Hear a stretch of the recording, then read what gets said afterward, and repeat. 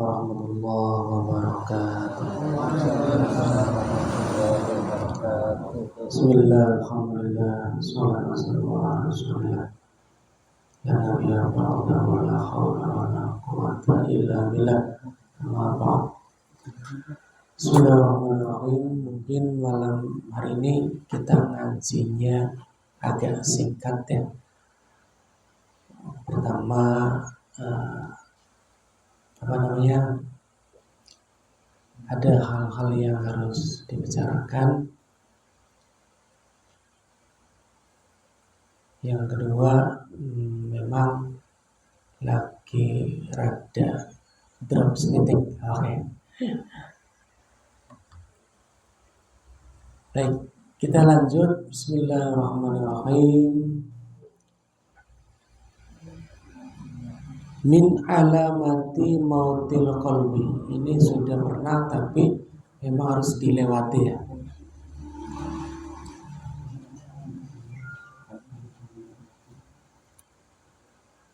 Ketiga Pak. 42 bulan. Ini sudah pernah dibahas sebenarnya. Bismillahirrahmanirrahim. Min alamati mautil qalbi adamul huzni ala ma fataka minal muwafaqat. Min alamati mautil qalbi, termasuk ciri hati yang mati. Ya kan? Hati bisa salim sehat, bisa marid sakit, dan bisa mati. Kalau hati sudah mati, ini yang bahaya. Ya. Kalau sakit mungkin masih menerima lah nasihat. Kalau udah mati gak akan menerima nasihat kebaikan. Khatamullahu ala qulubihim wa ala sam'ihim wa ala absarihim ghisyawatu wa lahum adzabun adzim. Konsekuensinya kalau hati udah mati, azab yang besar, siksa. Sebenarnya kenapa hati mati? Karena membiasakan maksiat, membiasakan dosa, membiarkan kesalahan tanpa mau taubat. Itu hati berakibat pada hati yang mati. Ketika hatinya udah mati, tambah malas ibadah, tambah gak bisa menerima nasihat. Sudah selesai, tinggal nunggu azab dari Allah. Ciri hati yang mati, qalbu, tegesi hati al-murid. Yang pertama, adamul huzni, tidak adanya rasa susah, tidak adanya rasa sedih, tidak ada rasa menyesal. Alamma fataka minal muwafaqat, dari tertinggal, dari terhilang, dari terluput atau tidak mengerjakan al-muwafaqat. Apa itu al-muwafaqat? At-ta'at, ketaatan. Tertinggal mengerjakan ketaatan, dia enggak sedih, biasa saja. Hari ini enggak ngaji, enggak baca Quran, biasa. Hari ini enggak sholat subuh, biasa. Pokoknya meninggalkan ketaatan, dia tidak beban, tidak merasa sedih, tidak merasa salah, maka ini namanya hatinya mati. Gimana kalau menyesal, sedih, tapi belum bisa memperbaiki? Nah, beda. Ya kan? Ada orang istiqomah subuhnya kawanan. Ada nggak di ruangan ini?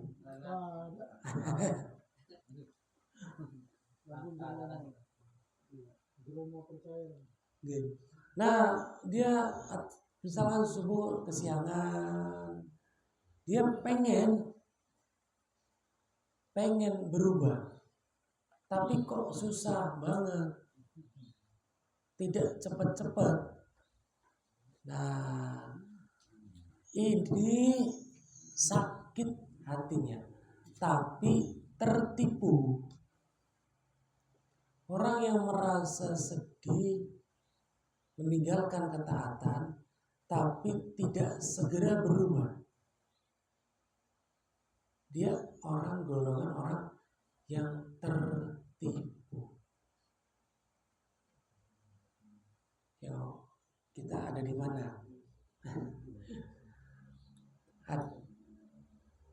Ada di golongan yang sedih meninggalkan ketaatan, ada di golongan yang biasa aja, atau sedih tapi nggak mau berubah. 3 tuh.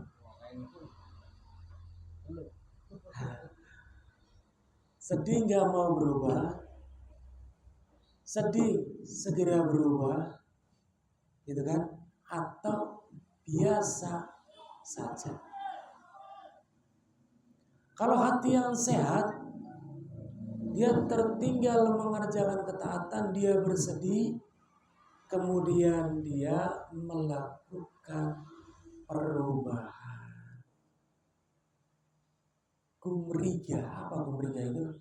Semangat, gagian, dinakian kelewat subuh, sukiki ditambah duhur plus gitu ya, luar biasa.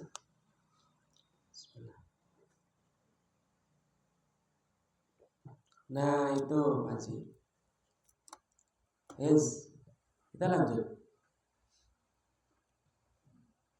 Watarkun nadmi ala ma fa'tahu min wujudiz zalat, dan tidak adanya getun. Getun itu apa? Penyesalan. Keduhung ya. Beli nyesel dari melakukan kesalahan. Orang nyesel. Bohong ya orang nyesel. Kuclak ya malah senang.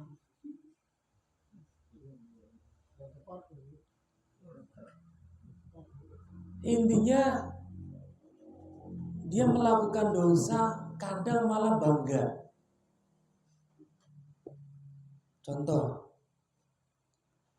ditilang polisi, kesalahannya jelas salah. Polisinya ninggalnya jujur, beli mengada-ada. Kira-kira milih sidang apa milih bayar?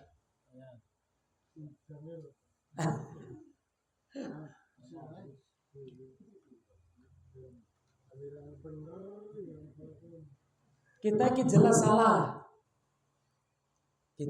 salah. Tapi kita memilih bayar misalkan. Nah ini apalagi nanti diceritakan nih batur itu gampang, baik semenek dengan rasa bang. Beda kalau dia salah, ya ditilang, ya membayar, tapi hatinya sedih.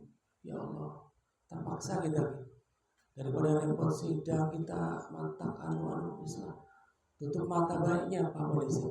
Tapi hatinya melakukan itu tuh nggak suka. Nah beda konteksnya.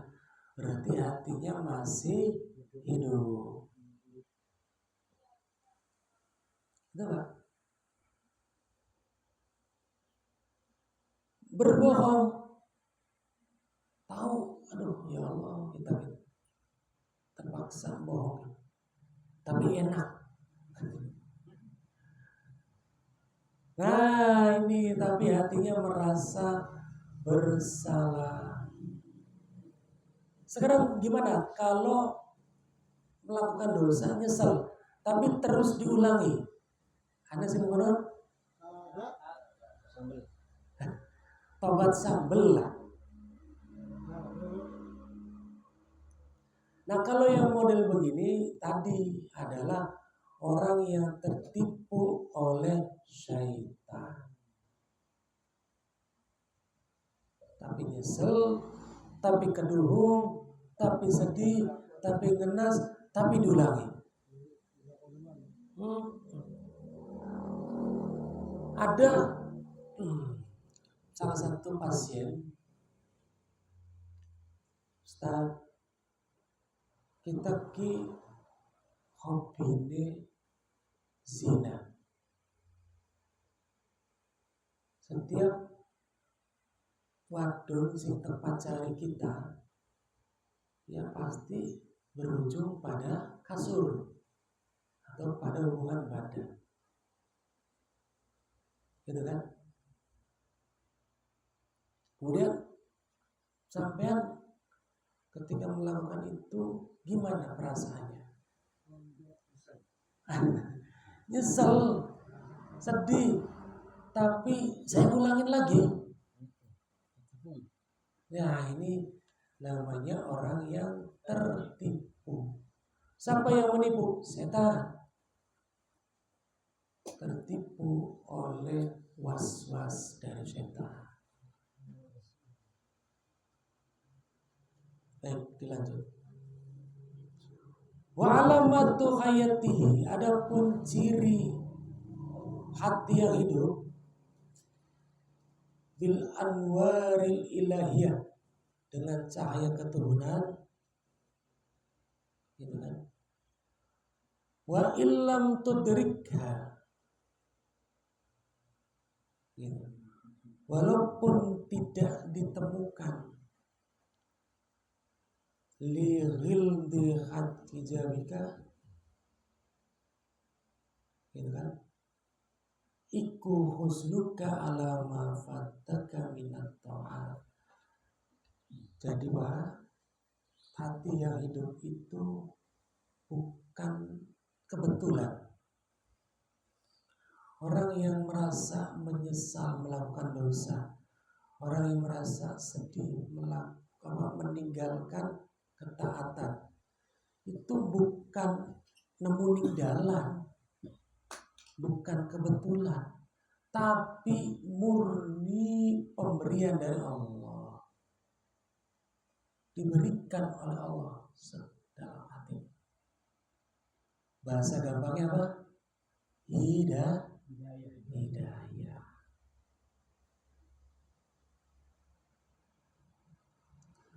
Yes. Kalau kita udah punya hati yang sedih meninggalkan taat, punya hati yang sedih ketika mengerjakan maksiat, apa itu? Wadzalika dalilun ala annaka min ahlil iroda al-mahbubina lillah. Masya Allah. Hati yang tadi, saya ulang-ulang lagi, yang sedih meninggalkan ketaatan, betul melakukan dosa, itu adalah dalil orang yang al-annaka min al-iroda al-mahbubina lillah. Ciri orang yang dicintai Allah. Luar biasa. Jadi kalau ditanya, apa ciri orang yang dicintai Allah?